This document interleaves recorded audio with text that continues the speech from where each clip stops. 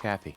Well, do you think McDonald's secretary is a synth or not? No, I don't think so. Ugh. Everyone around me is a moron. We're idiots?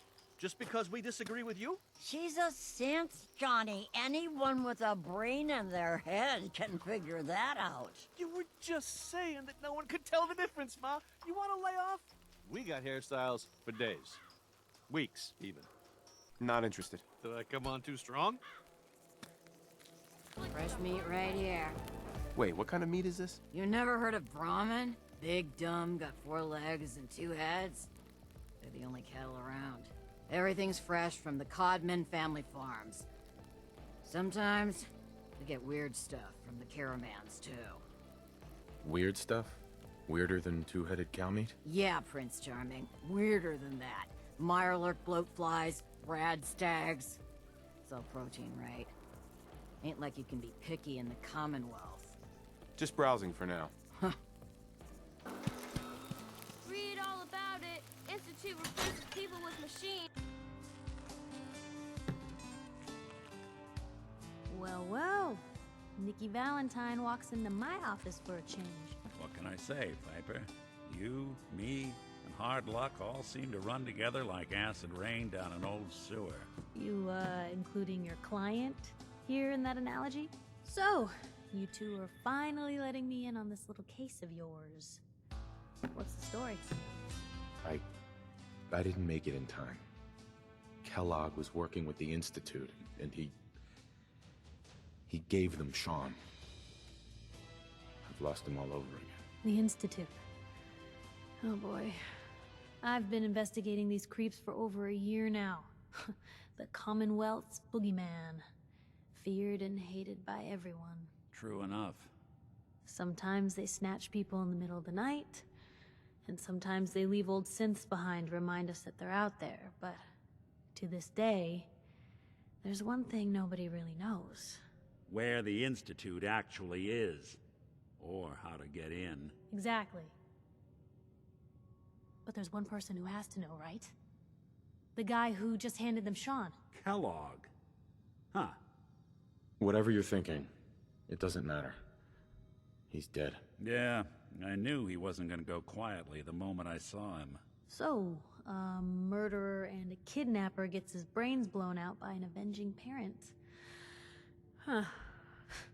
Be a great ending if we didn't still have the biggest mystery in the Commonwealth to solve. I was so blinded by anger. I just wanted him dead. Now look what I've done. Gets his brains blown out. Huh. His brains. You know, we may not need the man at all. You're talking crazy here, Nick. Got a fault in the old subroutines? Look, there's a place in Goodneighbor called the Memory Den. Relive the past moments in your mind as clear as the day they happened. If anyone could get a dead brain to sing, it'll be Dr. Amari, the mind behind the memories. I don't know, Nick. That seems a little out there. You're talking to a synth. I am a little out there. Just stay with me on this. Let's see, I guess we're gonna need a piece of Kellogg's brain. Enough gray matter to bring to Amari and find out if this is going to work. Jesus, Nick. Gross. Seriously? I know it's grisly, but what choice do we have? We got no leads, nothing. That old Merc's brain just might have all the secrets we need to know. I'm gonna need a really sharp ice cream scoop. I'm sure you'll manage. Whether we're riding this crazy brain train or not, we can't all go running across the Commonwealth, so... who's coming with you? I have to go to the Memory Den either way, if I'm going to introduce you to Amari. But if you want to head there together, just say so. I'll head out with Piper. We'll meet you there, Nick. Sounds good. You two stay out of trouble. Don't worry. We're gonna get your boy back. Just a few more steps. And by the way, at some point, you owe me an interview. I want to hear how this whole story got started.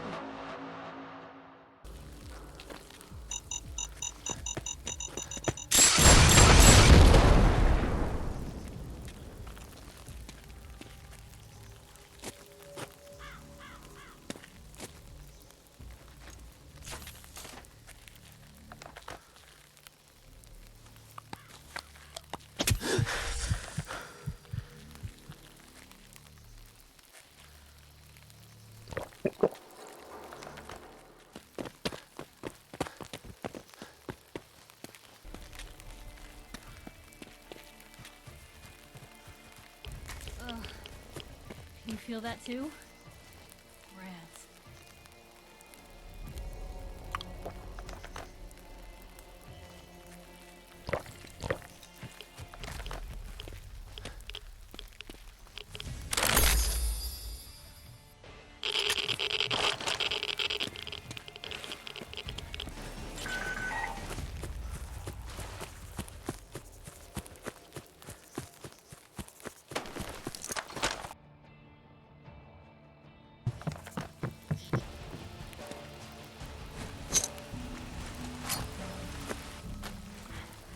Lost them? Yeah, we made it, Bobby. We made it. Why'd they let us go? No, come on. Let's keep moving.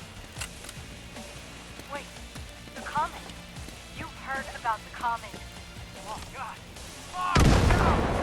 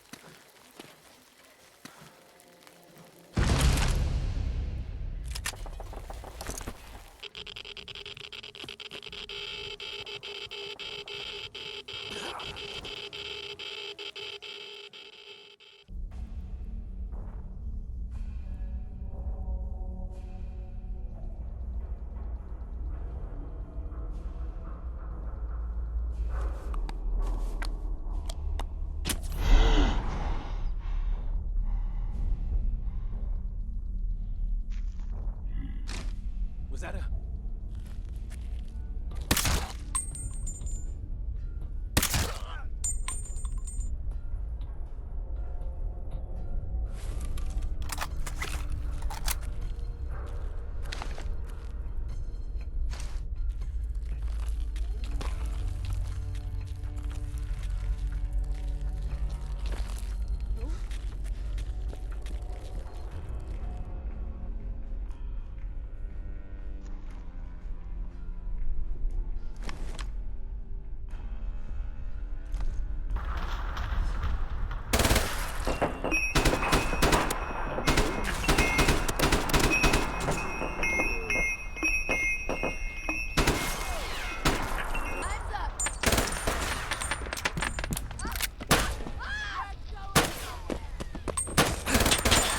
Better than expected.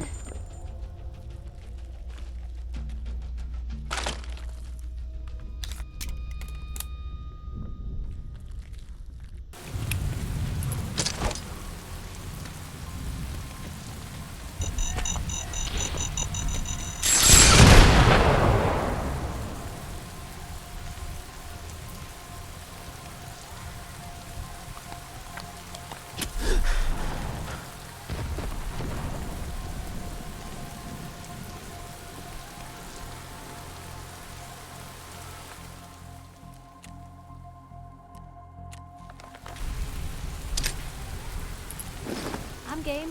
Whatever the plan is.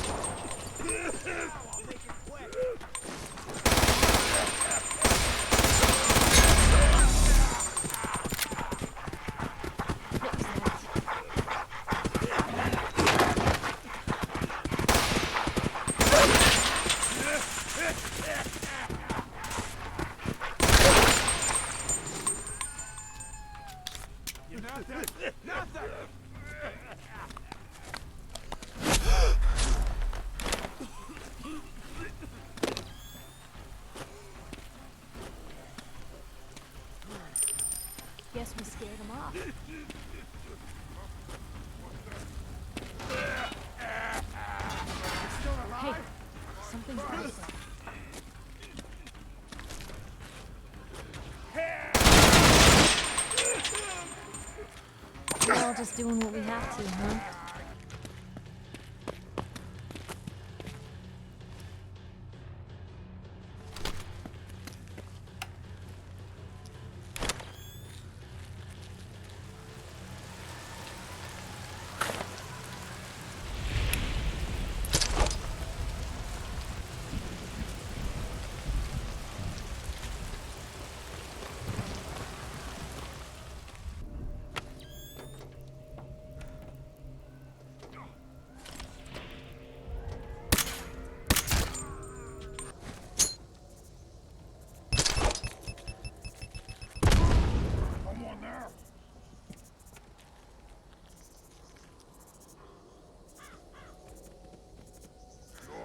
You're here!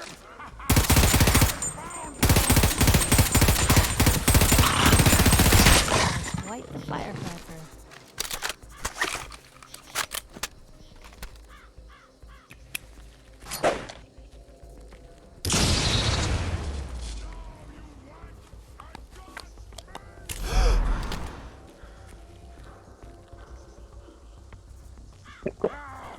Face me, you coward!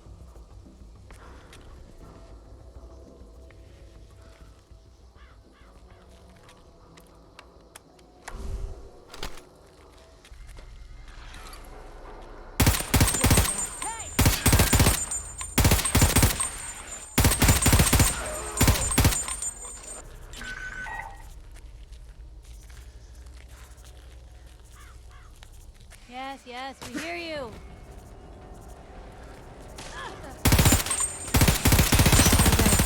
I like the way you've been handling yourself.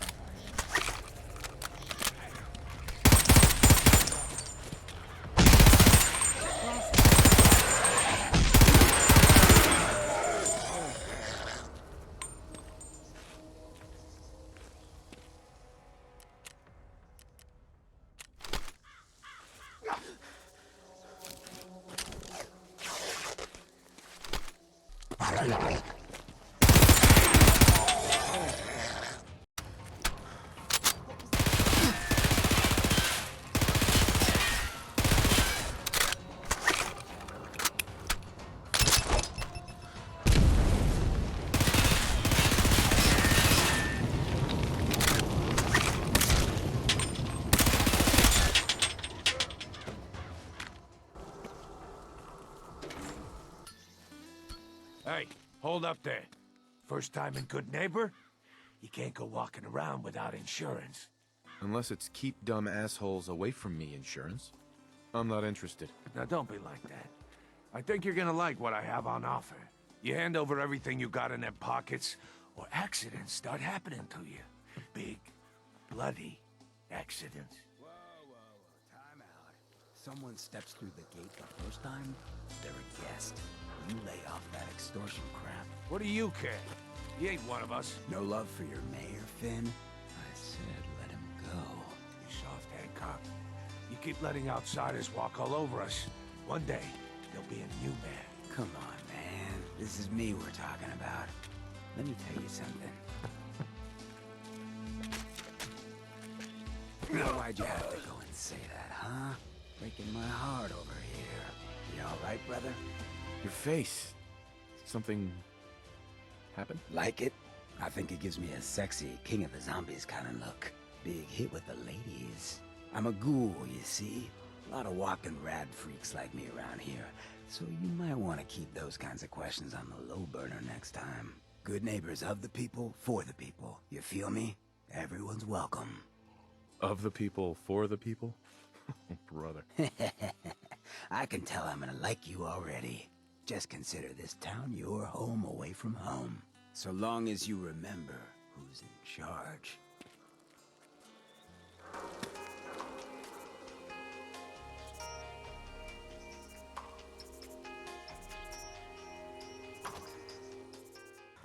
Well, Mr. Valentine, I thought you had forgotten about the lonely. May have walked out of the den, Irma, but I'd never walk out on you. Amari's downstairs, you big flirt.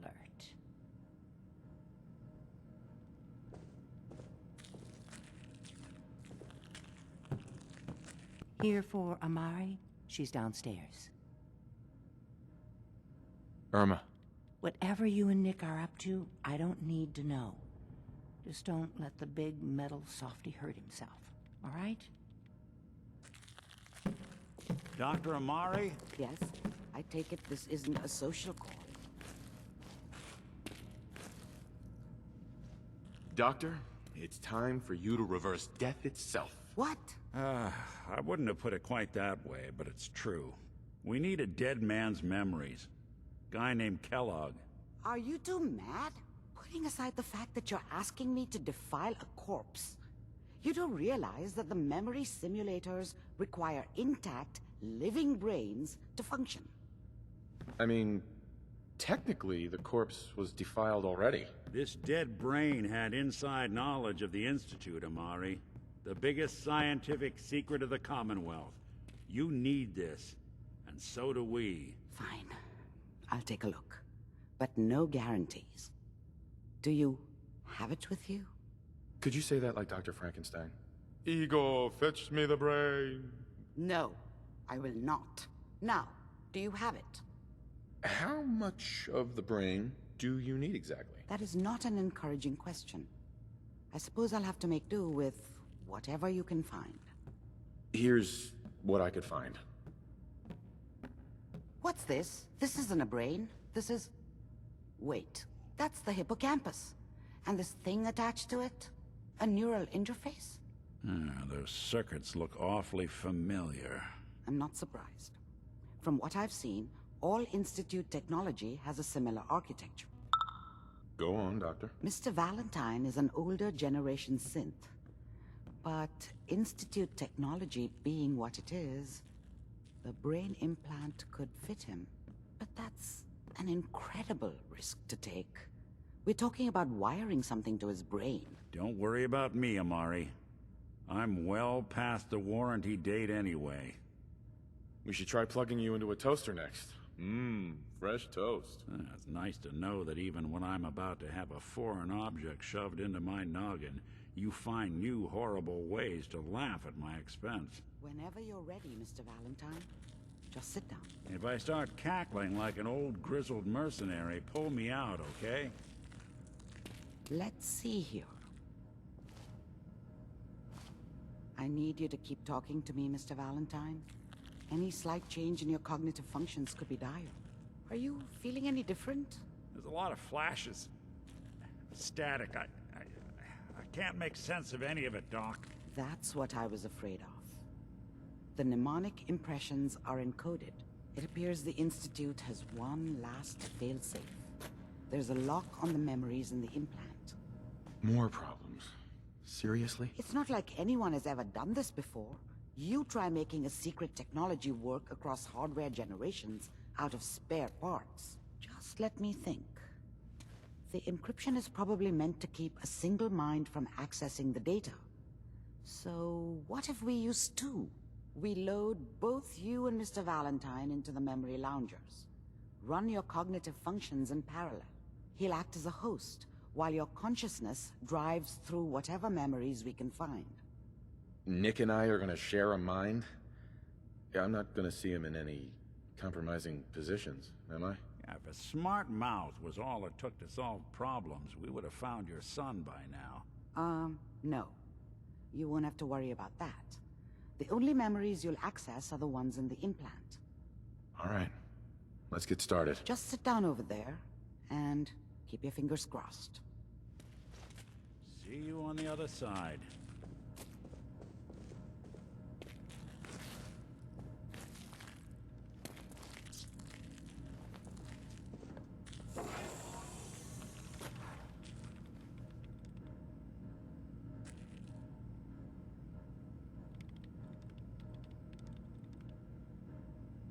Initiating brainwave migration between the transplant and the host.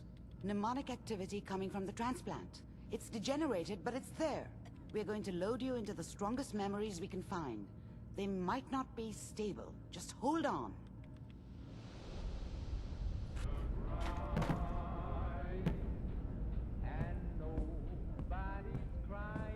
Slow movements, okay? I don't know what kind of side effects the procedure might have had. No one's ever done this before. How do you feel? Next time I have to watch someone's life story, I want popcorn. Well, if you're cognizant enough to joke, I think we can safely say that you're out of critical condition. Are you ready to talk about what happened in there? You were along for the ride, weren't you? You saw what I saw. Yes, but it's important we review everything together, in case either of us missed anything. We got what we needed.